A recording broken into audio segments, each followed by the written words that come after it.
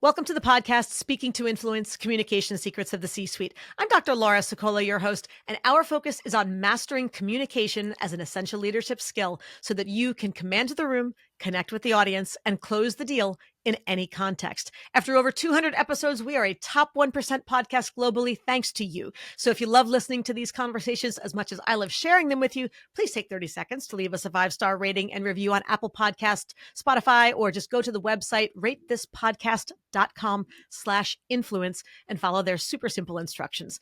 Now, on with the show. My guest this week is Patrick Lencioni. Does that sound familiar? He's the founder and president of the Table Group, but most notably, he's also the author of 13 best-selling books, most of which you've not only heard of, but have probably read, including the Five Dysfunctions of a Team and all the books that go along with that, and most recently, the 6 Types of Working Genius. He's sold over 9 million copies total, and they have been translated into more than 30 languages. He's also the host of the popular business podcast At the Table with Patrick Lencioni, and right now he's at the microphone with us. So, Pat, thank you so much for joining us today. It's great to be on here, Laura. I know you get to be on both sides all the time, so we're going to dig deep today. Before we get into the 5 dysfunctions and actually the 6 types of working genius, what's your fun fact? My fun fact? Yes. Wow. Fun fact. I don't know how fun I am. I've been a dad for 26 years, so fun has been kind of maybe. Here's one interest. I have obsessive compulsive disorder, and I've had it since I could remember. And so that's kind of an interesting thing. Like, oh, there's a guy with OCD. You hear about this, but I've had it for my whole life. Now, where has that created a unique genius in you? Well, as a child, it meant I was constantly thinking, multi-processing, because when you have OCD, you're counting things and you're worrying about things while you're also having to deal with people. So it gives you another gear, so to speak. Yeah. So like when I'm on stage speaking to a group of people, I can be talking to them or even taking questions, and I have another thought process going on in my head. I can be like, wow, look at that interesting dress that lady's wearing, or I wonder where that guy is from, and yet I'm still processing with them. So I think that's a skill it gave me as a kid, because I had to kind of double process all the time. Yeah, it sounds like you're on AM and FM at the same time. Yes. If anybody still listens to radio nowadays. Exhausting, but it's how it happened, and thank God for all of it. Yes. Oh my gosh. Well, it's brought you here. And you clearly learned to channel and leverage all of that genius. Tell us a little bit about the 6 types of working genius, because it was only recently that I learned about this new book, and it's fascinating. I took the quiz, I read the book, highly recommend it to everybody else out there. So there's a quick plug up front, but give us a sense. What are the 6 types of working genius, and where did it come from? Well, this came about 3 years ago, a little over 3 years ago, by accident. I was just trying to understand why I was grumpy at work a lot, even though I loved the people I worked with and what I did. And I'd come to work all excited, and I'd get grumpy, and people said, why are you like that? And this had been going on for 20 years. And I was like, I don't know, but I'm tired of it. I want to figure it out. And it led me to think, by the grace of God, like, oh my gosh, there's different things that have to happen at work, and I keep getting drawn into the ones I don't like. And why is that? And so I figured out there's 6 different things that people have to do at work. And 2 of those 6 are geniuses. We love them. We get fed by and energized and joy out of those. 2 of them we're okay with. 2 of them we hate, and they drain us of our energy. And so I just did this to solve a problem for myself. I started sharing it with other people. It became universal, like, this is real. And so now 1 million people have taken this assessment over the last 3 years, and it's growing like crazy. And one of the guys in my team who has your same working geniuses, Laura, he said this is going to be bigger than the 5 dysfunctions of a team. And we're convinced that it's growing faster than anything we've ever done. Well, I'm going to help it go in that direction. Highly recommended. So do you want to run through, or is that too much of a spoiler to tell people what the 6 types are?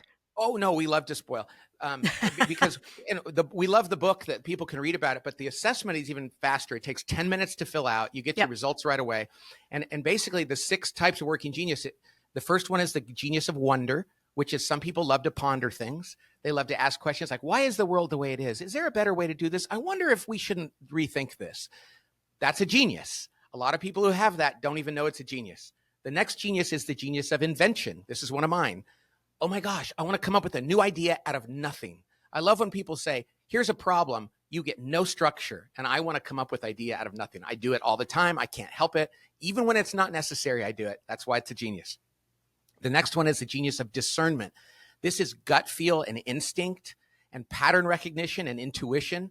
There are people in the world without any expertise. You can ask them a question and they can assess something and you go, why are you usually right? And it's like, because I just get things. I see the connection between things, and it's a real genius. And you should know when you have it, because then those people are really the sources of advice that a lot of people go to and say, hey, how should I do this? And of course, that's different from those of us who just always think we're right. Well, we need to, if those are the hard people to argue with because they are actually right. Those are the ones we don't like. Yes, those are ones. I saw a TV show, I don't know what, somebody said, it must be difficult to be right all the time. Like they were making fun of somebody and they said, oh yeah, it's so hard. But yes. You have the genius of discernment. And so it's like, your gut feel is usually right, Laura. Frequently. And then there's the genius of galvanizing, which is your other one. And that's people that love to rally the troops. They get people moving. They're like, come on, we got to do this. They love to inspire and sell and motivate people to take action to improve their lives. And that's the genius of galvanizing. The next one is the genius of enablement, which is a good thing, not enabling in a bad way. It's a good thing. These are the people that love to come alongside and say, yes, I will help you. They get joy and energy out of being needed and asked for help. Now, I don't have this and I feel really guilty. But when somebody says, will you help me? My first question is, well, how do you need my help? And let me make sure it's the right thing. And can I invent? Some people just love to be the one to say, yes, I'm there. They volunteer and they help. They're the glue on teams, and it's a genius. It's not just because they're nice. It's a real God-given genius. And the last genius is tenacity. And tenacity is the genius of liking to finish things. Neither you nor I have this one, Laura. We love to start things, but not finish things. Yes. And people say, well, how can you have tenacity, not have tenacity, Pat? You've written 13 books. And it's like, because the people around me have a lot more tenacity than me, and they force me to. Yes. And that's good. So some people love to get up in the morning and cross things off a list and finish things and drive things to completion. Not me. And the beauty of this is we need each other. Yes. We need to be on teams where we leverage one another's gifts. So that's very six much types of working genius. And that whole who, not how piece. We can't do all things. We're great at starting things, great at writing books, but we need other people on our teams who are going to finish all of the legwork. I love making lists. I just hate actually having to cross the stuff off of them. And you know something? Here's the thing. One person's trash is another person's treasure, because I love coming up with stuff from scratch. So I immediately assume other people do too. And I've gone to people at work and said, hey, here's a project, figure it out on your own, do whatever you feel like. And they're like, no, give me parameters, give me instructions, give me guidelines. And I'm like, why? And I realized, oh, that's what feeds them. They like that. I don't. And so we tend to think everybody else is like us, but they're not. And that's a great thing. So I'm going to recommend one more time to everybody, go out, whether it's in Audible, in Kindle or paperback, the 6 Types of Working Genius, strong recommendation. And with that, I want to dive a little bit more in. Yes, go. Well, I would just say one thing. I'd say before you even do that, just take the assessment. Oh, good. You can do that first. Excellent. And you go to workinggenius.com and in 10 minutes you take it and you get the report back and you're like, holy crap, no wonder I fail when I do this. And no wonder that works out well. And no wonder when I'm at work, I don't do well on this and I do well on that. And share it with the people you know. It's going to change the way they look at you. So it's great. I think it is a great fodder for discussion, because it, like taking Myers-Briggs or the DISC profile or the Enneagram, once you sort of understand your inner workings and where you do and don't share those preferences, of course, it's not your identity necessarily. It's not, but because we all can do things that we don't prefer when necessary. But to your point, it's what brings us energy versus what just sucks the energy out of us, sucks us dry. And that's what makes this different, because I love all those tools. I love the Myers-Briggs. I love DISC and all those things. But the difference between this and those is that this one is the closest to the ground, like what you like to do. Because I'm an ENFP, you're an ENTP. What does that mean? It means lots of things. But it never said when you take a job or you take a role on your team, you should probably be doing this kind of work if you want to be really successful. And this one is really close to the actual work at hand, which is why teams reorganize like 15 minutes after doing this are like, oh my gosh, we have this person in the wrong job. And so that's one of the unique things about this. Those other tools are wonderful, but they do a different thing. Yes. And that's why we want a tool belt that's more than just a whole bunch of hammers, right? We need different tools to do different jobs. So this is a great one. Everybody go say the link one more time, Pat. at workinggenius, two G's in the middle.com. And everything is right there. And of course, we'll put that in the show notes as well. So if you're driving Okay. or walking the dog or something, you don't need to worry about pulling over to write those down. Definitely come back, check it out, workinggenius.com. So what I'd like to do from here actually is to go through, if you have not read this book, you have to read this one too. I don't care which one you do first, but unless you have a preference, Pat, but the 5 dysfunctions of a team, what makes teams, large or small, fall apart. And of course, that's the root of companies as well. A company can't do well if the teams aren't strong within them inherently. So I want to look at those, but specifically from a communication angle. So I'm going to ask Pat to go through what those 5 dysfunctions are to look for, and what's a trigger, meaning when you hear someone say something like X, Y, or Z, that should ring a bell. That should throw up a red flag for you. That makes you go, ooh, that sounds like dysfunction number 2. That was this one. So because awareness is the start of all change. If we can't identify, if we can't recognize something when we see it or hear it, well, we're just going to keep spinning our wheels and doing the same thing over and over, wondering why we're not getting better results. So how does that sound for you as a game plan, Pat? Sounds great. Let's do it. Oh, awesome. Okay. So dysfunction number 1, and this is something where I recommend everybody come back later on. If you are driving or walking the dog, come back later, take notes on this stuff, and then go, of course, through the book. Dysfunction number 1 is absence of trust, correct? Yeah, that's right. So what does that mean? And what do we listen for that should be something that makes that siren go off in our heads? Well, when we talk about trust on a team, it's what we call vulnerability-based trust. Mm-hmm. Because it's not predictive trust. It just means I've known you for a long time, Laura, so I can predict how you're going to behave. Vulnerability-based trust is a kind of trust that comes about when people say things, and here's the things you're looking for. The good sign is when people say things like, "Oh man, I think I screwed up," or "That's my bad," or "You're smarter than I am. Can you teach me how to be like you?" Or here's the powerful one. "I'm sorry." Yeah. "I'm sorry. I think I was a jerk yesterday. I'm really sorry." When people say those kinds of things, of course, it needs to be sincere, but people usually don't say those things insincerely. But that's what you're looking for. And when people are saying like, no, I don't think that's true. No, I think I was right about that. And it wasn't my fault.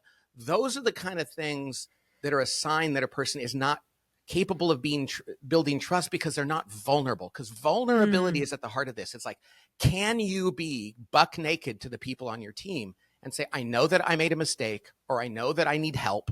That's another one. I need help. These are the kind of things you want to hear from people on a team.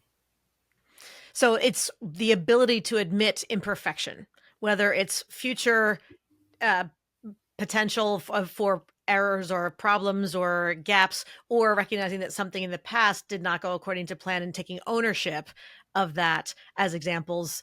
Being able to admit it is really the issue.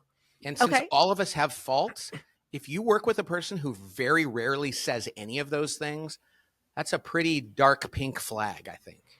Yeah, I like that. It's not quite red, but it's dark pink. Better take off those rose-colored glasses and see what is really beneath it. So if you hear someone who's regularly using those denial phrases, who's deferring or trying to pass the buck to somebody else, coming up with their excuses, and it's coming down from the boss. It's coming down from, what do you do? How can you respond to something like that? Well, I mean, it depends, right? Of course, it always depends. It always depends. But I would say in my career, one of the most important things I did is I tended to challenge people in positions of authority in a very kind way, but I was very honest about it. And I remember at this one company I worked at before I started my own, people would shove me in the CEO's office and say, "You go tell him." And I didn't even work for him. And I'd say, "Why?" And they go, "He listens to you." And you know what I found is that when I could go into and this is about influence, and I could go into to the CEO or to a person of authority and say, "Hey, listen, I'm not here to tell you that I could do your job better than you. And I don't want you to think I'm condescending to you at all. However, I see some things that I think might benefit you, and I want to tell you those because I think it could help you." Let me tell you, 8 out of 10 times they were grateful, and 2 out of 10 times they might have just said, "Well, whatever," and ignore you. But far more often than not, most leaders, most people, if you can go to them in kindness and humility and anticipate that it's hard to hear those things, and then tell them what they need to hear, they're going to say, hey, you come and talk to me anytime because I love the fact that the way you do this. So what I say is, if you see a person doing that, I think it's okay to go to them and say, hey, you know something? Being a leader is hard. And I know this because it's been true for me too. But sometimes I think that if you were able to acknowledge when you had an issue or a problem or needed help or made a mistake, I think people would really admire you for that. And so I'm not saying it's easy, but I think it's something, if you did that, it would be positive. Many people are going to go, hey, thanks for telling me, because nobody else does. It's lonely at the top, as they say. Nobody's willing to tell you the truth. So Yeah. of course you got to be careful. You can't be an intern necessarily going up to the CEO and sharing these kinds of things. Most No, likely, I'm talking about in the context of a team. Sure. If you're in the context of a team, but you still pull them aside and do it in a kind way. Right. But yeah. And that's really important to know. So there's a few conditions that you reference that I want to make sure people don't gloss over. Number one, pull people aside. You're not going to throw them under the bus in public. You're not going to embarrass or shame them in front of everybody else. Number two was to, excuse me, to start with the disclaimers of sorts, or a contrasting statement. So I don't want you to think I'm saying this, or, look, I'm not in your role. I realize it's not, I don't know how I would do it, or it's not easy being a leader. I appreciate all that. So you're starting with that buffer to soften it a little bit, not just launching into, hey, here's where you screwed up. You're giving them credit. You're demonstrating humility and vulnerability yourself. Yes. You're saying, I'm going to talk to you about something that's going to require you to be vulnerable and humble. But let me just tell you that I need this. We all need this. And I'm definitely not here to condescend to you. Oh, it just takes people like, okay, I appreciate that. So what do you got for me? Anyway. And what if it's somebody who reports to you that you need to address this lack of trust with? Even more important, because find a time when you didn't do it. Say, something, early in my career, I remember there was a time where I felt afraid to make mistakes or to acknowledge when I was wrong. And so I didn't do it. And I found that people saw it. They saw when I made a mistake. And if I didn't admit it, I actually lost credibility. And so I learned this the hard way, because it's not natural. It's hard. And I notice sometimes I think that you might be struggling with that. And whenever you're in doubt, go ahead and be vulnerable, because people will trust you more, and I'll admire you for that. But just know, I'm not saying it's easy, because I made mistakes like that and somebody pulled me aside and helped me with it. So I want to do that with you. Very different than, hey, you're not admitting you're wrong. Right. Why aren't you taking responsibility for this kind of stuff? And I would imagine that it's something that they would be better able to receive if they've seen you model it first. Oh, goodness gracious. Yes. And if you don't do it ever and you tell somebody else to do it, maybe you should go to them and go, hey, you know something? I don't do this either. And it's really bad. And I want to get better at it. I'd like you to work with me on it too. Let's work on this together. Then you're being humble enough to say, hey, it's a struggle, but I want to get better at it. I'd like you to do it with me. Okay, so there is absence of trust, dysfunction number one. Dysfunction number two is the fear of conflict. Now, there are lots of people out there who are conflict averse. There are others who I think are conflict magnets. So it's maybe a different kind of a problem at that point. But what's a trigger to listen for? Look, nobody likes, well, most people, I would think, don't necessarily enjoy conflict or seek it out unless it's a particularly bad day and they just need to unload on somebody, which is a whole other kind of problem. But what's a trigger to listen for to let you know that this is an active habitual dysfunction as part of the culture of an organization? Right. Well, in this case too, and by the way, Laura, I would say 97% of the time it's fear of conflict, not too much conflict. Okay. When you think about TV and movies, we see people all each other's throat. Well, in my career over the last 30 plus years in working with teams, it's almost always that they don't have the kind of conflict they need to have. And they're nodding and smiling and affirming one another. And then they go out in the parking lot or in the hallway and they say what they're really thinking. So a lot of times people go, well, we don't want to have too much conflict. And I would say, hey, that's a high class problem for most organizations. Yeah. You got a long way to go on that road. Yeah. You're safe. So you know what I think you should look for? Now, I just thought about this, is what they're saying when they're not in the conversation or the meeting. Listen to what they're saying in the hallway or in the parking lot when they're like, oh, I can't believe they said that. And it's like, well, did you say that during the meeting? And they're like, no, I'm not going to say that. So it's like most meetings I go to, people smile and nod and and seem to be agreeing. And frankly, it makes meetings very boring. And you're sitting there thinking, does anybody else think what I'm thinking? I guess I'm the only one. When you hear people outside of the meeting saying the truth about what they feel, that's a sign that there's not good conflict in your team. And again, I would just say most of the people listening to this are going to go, oh, I hear that all the time. Sure. And what I want us to hear is people saying during meetings like, hey, I got to tell you, I just don't agree with you.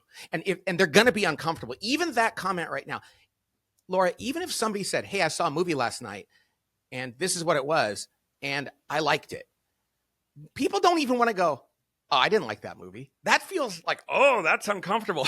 Well, how about when they go, well, here's my budget plan for the year. And I want to hear more people going saying, hey, this is not easy to say, but I just disagree. There should be a lot of moments like that in meetings because that's when really good things happen. And it is so uncommon. And it's one of the biggest problems we have in our society and in organizations is that we don't know how to disagree. But here's the deal, Laura. It's all predicated on there being trust. Yes. If there's no trust, people aren't going to disagree because they're going to be like, well, if I disagree with them and we don't trust each other, then they're going to feel like I'm coming after them or things like that. Right. So anyway, I think that trust precedes conflict, and conflict is usually uncomfortable. And it's people when they engage in conflict are usually like, oh, I can't believe I'm going to say this, but I don't agree. That's a really good thing. And again, you just put in a really good little prefacing phrase to help soften it a little bit. Like, I don't necessarily, I can't believe I'm saying this, or it's a little weird saying this or whatever. So you're buffering a little bit, and note the tone of voice that comes along with that. And it's that balance between what you say and how you say it. You're not necessarily just coming in and saying, I so disagree with you. You couldn't be more right. You're not coming at it with a sledgehammer. No. Maybe you can, I suppose, if it's to whatever your relationship with that person is. But it's really both the what you say and how you say it, the gentle angle to it. I so appreciate this. Here's a thought. The but maybe is a word to watch out for too. When you start with something nice and then transition with the but, they go, all right, here it comes. Now what is it? Right. And the wall goes up. So how do we, if it's somebody who is really, well, if it is your boss and the boss is conflict averse, how do you handle that? Well, there was a book written years ago by Terry Pierce, who's passed away, called Leading Out Loud. And I loved it. And he talked about how anticipating objections is always so important. It always rang true with me. And so you could say in a meeting like, hey, I might be wrong, but I think that this might not work. Or, hey, I don't want you to feel like I'm being difficult. I just feel like this might not be a good idea. And that leading statement is like, hey, you're my boss, and I know that you have a lot more experience than I do here. So please understand that. I want to acknowledge that. I'm just not sure this is going to work. That preface is so powerful. Yes. Because you've just said, I'm giving you permission to disagree with me about how I'm disagreeing with you. And that makes all the difference. Leave that out. And it's like, I just don't think this is going to work. Now they're like, whoa. Right. But just say, hey, I could be wrong here. I'm not sure this is the right solution. And here's why. Totally makes a difference. Do you find it also makes a difference if people, rather than sort of the blanket, yay or nay on it, if they draw attention to like a factor that they might be more concerned about, like, so I might be crazy about this, but my concern is with topic X, or, well, how does that affect this? Or what about this piece of it? Yes. Wouldn't that sabotage the whole thing? Yeah. In my examples just now, they were obviously, hypotheticals, because the more specific you can be, like, I'm just not sure that we're going to have the money in the budget for that program when it comes around next year. And I'm not sure that's going to work. That's a lot easier for somebody to go, well, I might be wrong, but I think this is terrible. It's like, how do they even respond to that? Right. So that's lacks that whole subtlety piece. But the idea of starting with those contrasting statements that you also mentioned, if anybody out there, another great book is the Crucial Conversations. Right. They talk about things like, please don't think I'm stepping on your toes, or don't think that I'm just trying to be argumentative. So it's not X, but Y. So Yeah, I'm not doing this. I just want to draw attention to this one piece over here. So helping people to get in and not be afraid to have healthy conflict. I think that's really the key, isn't it? It's the healthy exactly. conflict is necessary. And remember, when there's trust between the people on the team, they're going to take that for what it is, which is an honest statement. If somebody doesn't trust you and they come up to you and then you know you don't trust them, like if this were in Congress and people were like, well, with all due respect, that's just the Which is F you. loaded. You know what Yes, I mean? yes. But when there's trust and you say, oh man, I say this with respect for you, and you know that there's that vulnerability-based trust, you're like, oh, I appreciate that. So without trust, none of this advice makes a lot of sense. Right. Okay. So then how about dysfunction number 3, lack of commitment? What Yeah, does that sound like? Well, that's when people, so I love this. In Japan, if you were to work with a Japanese group of executives and you had a conversation and somebody made a proposal and they didn't like it, they would go like this. Hi, yes, hi. Or if they hated it, they'd go like this and they'd suck through their teeth. You know, well, that's a sign in Japan that they're not on board. Yeah, not going to happen. So it's going to depend on the culture. But what you don't want is people going, so we're going to do this plan, right? And you don't want people going, yeah, okay. That's like, no. You want to go like, hey, I realize we might not have agreed about all this completely. We've talked about this, but we got to break the tie and we got to make a decision. Is everybody in? And you want people looking you in the eye, nodding their heads and saying, yes, I will do this. Yes, I'm in. Most times, though, what we find is we have this passive commitment. And you kind of know, like, they don't look excited about this. And that leads to alligator arming, you know, like let me help you with that. Or right. Or short people, arms, deep pockets. Yes. Or people watching things happen in the organization and saying, oh, this is going to be a nightmare. Just watch. Those are the kind of things that, oh, no, that means that people aren't truly committed. And we have to get real committed. That's why conflict is important, because if people don't engage in conflict, you don't know where they stand. And so at the end of that conflict, you can't turn to somebody and go, okay, Laura, I know that you didn't like this part of the budget or this thing over here, but we need you to commit to this. We're going to do our best to make it work. And we heard you. And Laura can go, yes, okay, I'm all in. You heard me. I will do this. Without conflict, you don't get accountability. Right. You get people nodding their heads and smiling and going, okay, I'll do my best. Yes. And it's not going to work. Yeah, we'll try. That's we'll do another cross-cultural one. In Arabic, they'll say, you know, God willing, the inshallah. It's like, sure, we'll try it. Yes, God willing, that's what will happen, and which means this is not going to happen. Yeah, sure. If God wills it, it'll be there. In fact, we heard this story about this big company, a name brand company that was doing work in Japan with a partner, and they had a guy that spoke Japanese on the phone. They were based in Seattle, and they were doing a partnership in Japan, and they suggested the idea, and then all the people in Japanese part of the Zoom call were like speaking in Japanese, and then they came back and they said, "We will do our very best." And they finished the call, and everybody's like, "Yes, they're in." And they turned to the interpreter and they said, "What were they saying?" And they were saying, "There's no way this is going to work." You just don't, in a Japanese meeting, you just don't say no. Right. So that, like you said, that's the same. It's like, hey, we'll do our very best. That's a lesson I had to learn a number of times. I lived in Japan for a number of years, and learning to interpret the different kinds of yeses and the different kinds. No, it's usually, rather than a direct no, it would be the literal translation would be, it's different.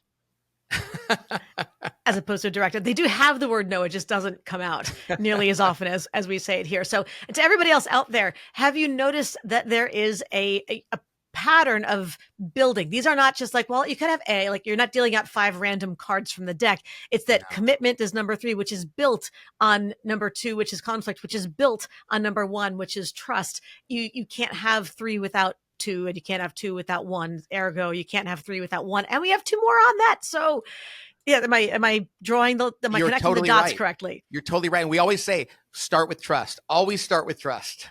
Because without trust, conflict and commitment don't happen. Yes, building that house on sand. Okay, so let's jump in then. In number 4, dysfunction number 4 is avoidance of accountability, which I'm going to guess is also predicated on having the commitment and the conflict and the trust and all that kind of stuff. Yes. And if people all haven't committed to what they're going to do, why would they hold each other accountable? It's like, Well, what am I holding you accountable for? But if it's either the behaviors we've agreed to or the plans we've agreed to, whatever we've committed to and left that room saying, yes, we're all in, well, it would make sense that if there is real commitment, there's a much more likelihood that people are going to turn to somebody and go, hey, I thought we committed to that. Why aren't you doing that?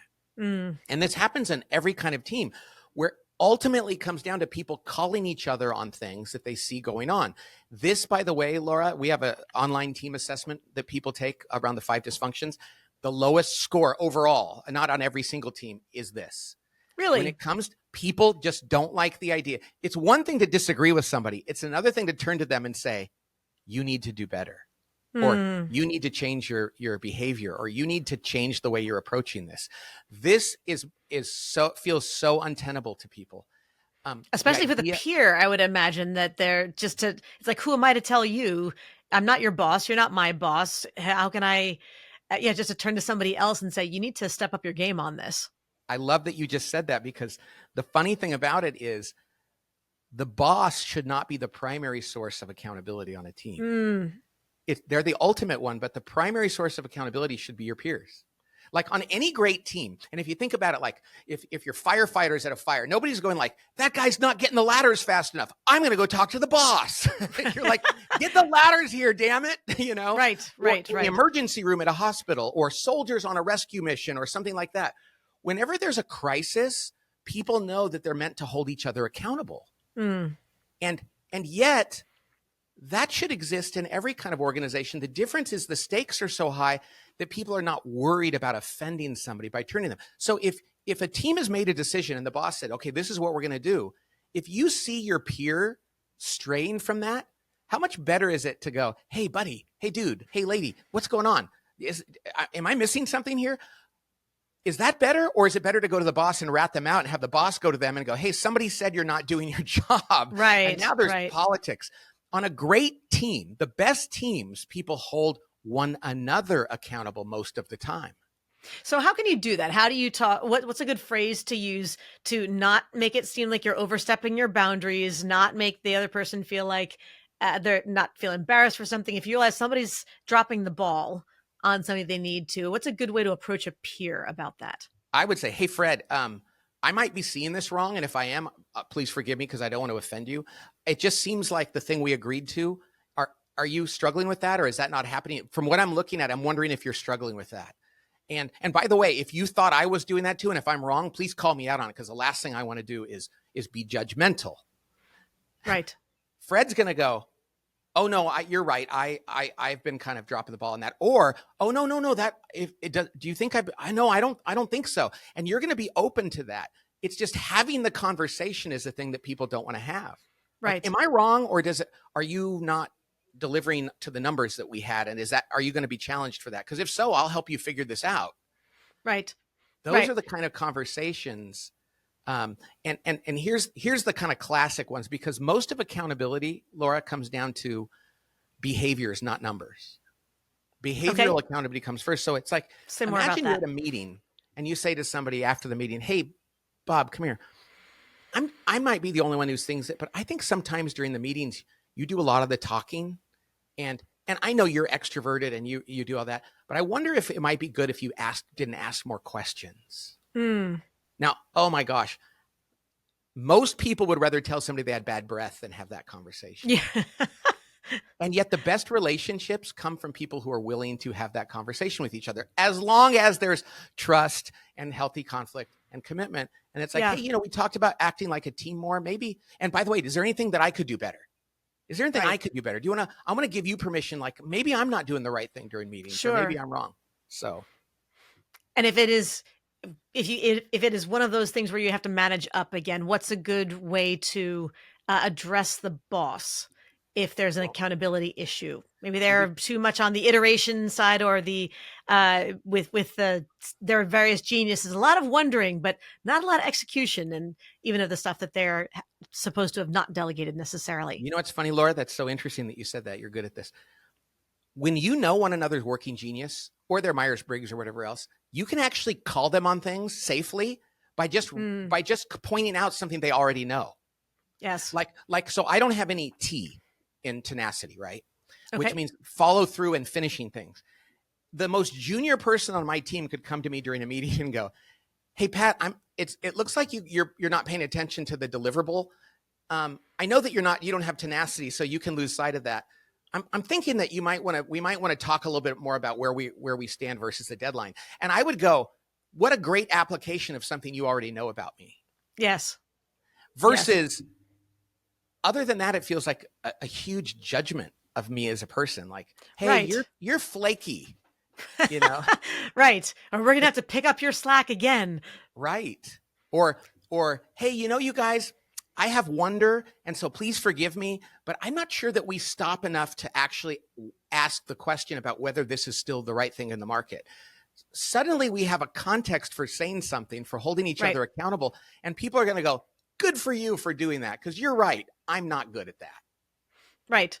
Right. It's by also acknowledging somebody else's strength in the process. If they're particularly good at discernment, or they're particularly good at is it innovation or something, that there is to acknowledge they've got great strengths in that area, which was really helpful in this area, or it's what other part of the project.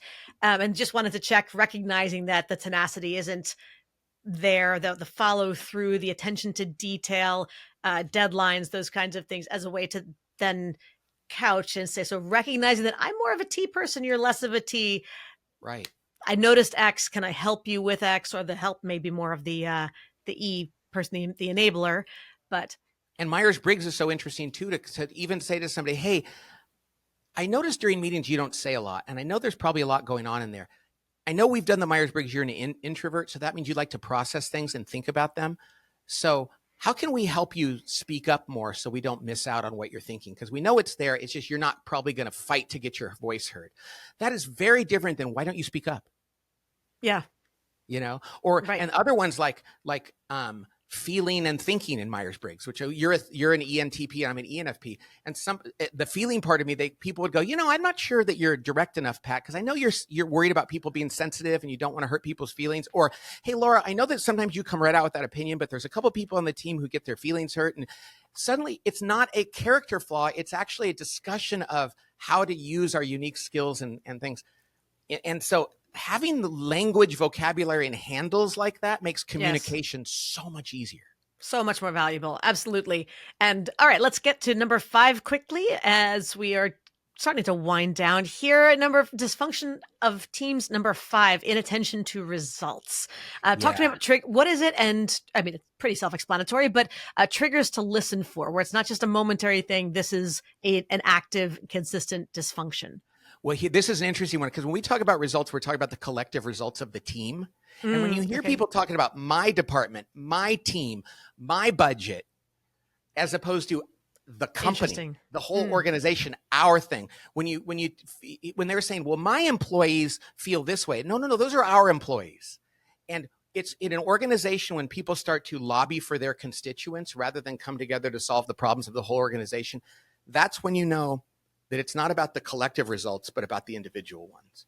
And most leaders, Laura, if you were to give them a little bit of beer or truth serum and say, "What's more important to you? Tell me the truth. Is it the executive team, or is it the department you lead?" A lot of them will say, "Listen, I hire the people I lead.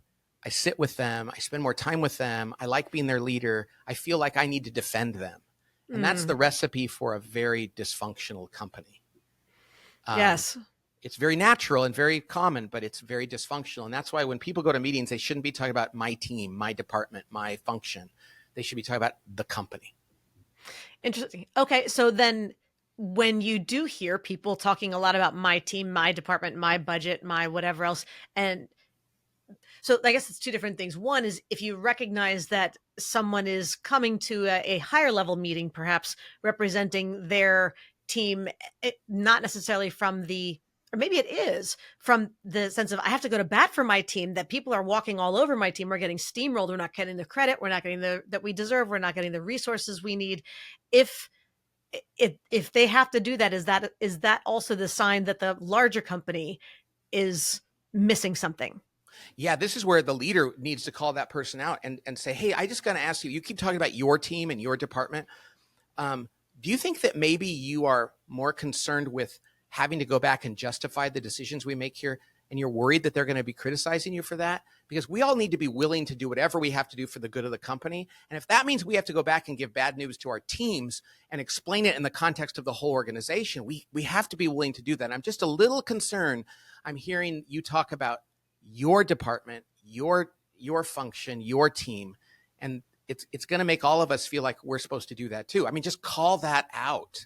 And usually people go, gosh, I'm sorry, I'm doing that. I guess I do think about that. And yeah, it's kind of hard to go back and tell them that I might have to cut budget from their department, but it's for the right thing for the company. And then everybody can go, hey, we'll help you with that. We're all in this together. But you just can't let that whole departmental silos become the norm. I think that's it. It would be important, if I'm hearing this correctly, to recognize a very fine line between someone who's not willing to be a team player, whose team isn't willing to play with a larger team in the organization, versus who, if somebody is saying, the company wants this as the goal, we need these resources, we keep getting promised these things, but we're not getting it, or you're pulling stuff away, we can't perform our larger organizational function without these things, that's an important, that person who's going to bat for their team is not just being selfish, so to speak. It's that they're trying to, and there's a higher level dysfunction of disorganization or lack of commitment of those resources. Is that dysfunction number 3, perhaps? Am I hearing it right, that there's that dangerous line there? In fact, everybody will say, we have a results issue. And it's like, no, let's pare this back. Do we have a accountability issue? Do we have a commitment issue? So somewhere down there's something else. We have to, it's like the mattress and the peas. Like, where is the pea down there that's causing this problem? But here's the interesting thing. I think if that person at the top is genuinely has good concerns, they need to say, hey, I don't want anybody to think I'm here to represent marketing, or that's it is. I really have a genuine concern because we are trying to do something for the good of the team. And it doesn't feel like we're able to do that. And so if you ever have any concerns that you think I'm just arguing for my people, let me know, because I promise I'm not doing that. See, and this is where the anticipating objections. Yes. The difference between saying that at the beginning of that conversation, saying, I know that this could sound like I'm being territorial here, and I promise I'm doing my very best not to be. I have a real concern. That is going to be exponentially more effective by having called that out than not. Yes. And I think that's the key. I'm so glad we came back to that, because this goes back to whether it's a preface, whether it's hedging, whether it's contrasting statements. But it all comes down to anticipating objectives. Where can you, knowing that you're bringing up something that is potentially a little tense or sensitive, or may make somebody else's wall or defenses go up, to be able to anticipate, okay, what's going to trigger that in that person? How can I preface whatever I'm going to say, point out, request, or else with them with some sort of a framing to get them off the ledge before they get on it? Yes. And to allow them to receive what I'm going to say without the defenses kicking in, be able to hear what we need them to hear. So to say it in a way that they can hear it, that anticipating objections should be a conscious step mentally first, then something that we are translating actively from, okay, I know they're going to object to this, so I have to say it using these words, avoid these words, be careful of my tone, my speed, my volume, my energy, all those kinds of things. So the delivery piece, and then go through with whatever we actively need to have as the core of that challenge that we need to bring up. Did I get all that? Yeah, absolutely. It's exactly right. I love it. So I think that's the piece where most people will balk, because they're hearing all this going, yes, we want to do these things. I don't know what to say first. I open my mouth and it just all feels icky, or it sounds great in my head, and then it sounded better in my head. So, what's funny? So I do a lot of public speaking, and I do the same thing in a public speech as I do if I'm in a group of people or one-on-one. And I like to let people into what's going on in my brain, because right away they're evaluating me. And if I go to, hey, you know what I was thinking before I came out here on stage, or you know what I was thinking before the meeting today, or you know what I was thinking before we sat down here, I really hope that you understand that I care about you, or I hope you understand that when I come here humbly and I'm willing to admit I'm wrong, or I hope you understand that I really want what's best for the organization. It's not manipulative if you mean it. Yes. It's not manipulative if you mean it. I want to make sure everybody heard you say that. Yes. But what's really terrible is if you really mean it and then you don't say it because you're afraid it's going to sound manipulative. Now you're actually reducing your ability to be effective. Yes. So if you mean it, say it, be vulnerable, and let them go, oh, because they're sitting down at that meeting or they're in the audience and they're like, okay, we're going to evaluate, and just go, hey, I'm kind of nervous. And whether I say that in front of 10,000 people in a speech or in a one-on-one, and I say, I'm nervous because I really hope that this doesn't come across this way, or I hope I don't do this or that. Suddenly people are now rooting for you. They're actually like, oh, thanks for sharing that. Okay, don't be nervous. Let's do this together. Yes. Versus I don't say that. I'm just nervous. And they're wondering like, what is going on? Right. The funny thing is when I say that, my nervousness usually goes away and it's a better conversation. Yes. Everybody can connect with you on that level. It's something we've all experienced. Oh my gosh. I'm so sorry. We need to wrap this up. Let me ask one final question because you seem to be the master communicator. Finish the sentence for me. What's something that, let's see, I wish I was better at explaining what to whom? Well, I'm glad you gave me a heads up on this but I know what it is. I wish I was better able to explain my thought process to my family, my kids and my wife, because here's what happens in my family. And this is my working genius. They'll say, hey, Dad, X. And X leads to Y, leads to Z, which leads to A. And I go, A. And they're like, you didn't even hear me. And I'm like, I did hear you. And they're like, yeah, but where did you get A from? Right. It's like a chess match where I just go boop, boop, boop, boop, boop. And it's so frustrating to them, which becomes frustrating to me because I didn't take them through like how I got there. Mm-hmm. And so I wish I were better able to explain my thought process to my own family so they didn't think I wasn't listening. That's so important, isn't it? That people who, so many conversations go off the rails when one person thinks the other person isn't listening. Oh. If they're not, that's a whole other ballgame. But if some trigger, some cue makes you erroneously think that the other person wasn't listening, it's a grenade, isn't it? Yeah, and it's my own fault. But what's hard is when they go, you're not listening. And then I get mad. I'm like, what do you mean? I can repeat what you said. But that doesn't matter. What it is, did you acknowledge that you heard what I said and connect me to what was going on in your brain? And I jump right to the solution. And that's kind of how I think. And I'm not good at taking people through that with me. So we all still have something to learn, even after 13 best-selling books. Yeah, plenty. Thank you so much for being honest and humble and trusting us with all of your stories today, Pat. Tell us, how can people learn more about you and the Table Group? Well, our website is tablegroup.com, just like kitchen table, tablegroup.com. And everything is there. You can even connect to the Working Genius stuff through there, and books and other stuff about me and us and all that we're doing.